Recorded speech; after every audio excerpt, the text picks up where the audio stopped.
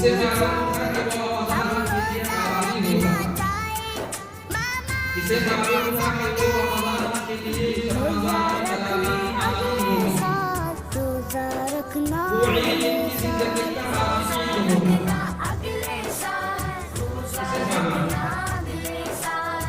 इससे नहीं मेरे भाइयों सामने हम सोचें ये रमजान के बाद हमारे पास है। क्या हुआ मुजम्मिल, तुम क्यों उदास रहते हो? क्या बताऊं यार, मेरी मामा तो मुझे कभी भी रोजा नहीं रखने देती। क्यों भाई क्यों?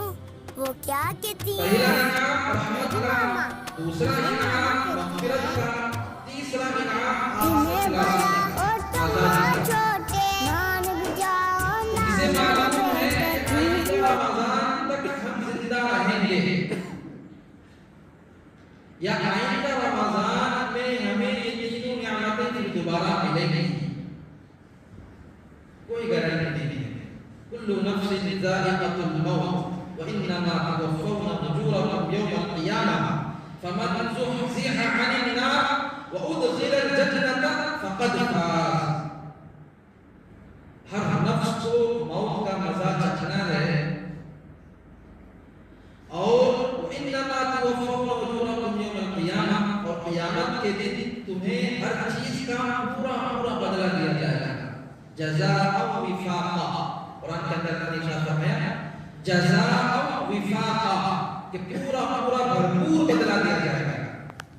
आज फजर के बाद तफसीर हुई, उसमें ये बात आई है कि हर गुनहगार को दुनिया वाले दुनिया के कवानीन के हिसाब से उसे उस सजा के उस जुर्म के मुताल्लिक़ बराबर सजा नहीं देते हैं। कोई भी हुकूमत हो या कोई भी इंसान हो जो नेकी करने वाला हो, नेक काम करने वाला हो, दुनिया के अंदर कोई भी अमल का पूरा पूरा बदला नेकियों के हिसाब से उसे नहीं मिलेगा।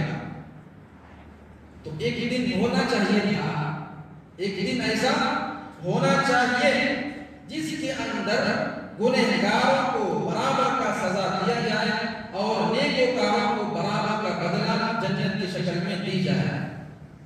वो क़यामत के दिन तो फरमाते हैं जज़ाअन विफ़ाक़ा कि पूरा पूरा बदला दिया जाएगा। बदी का बदला पूरा मिलेगा, नेकी का बदला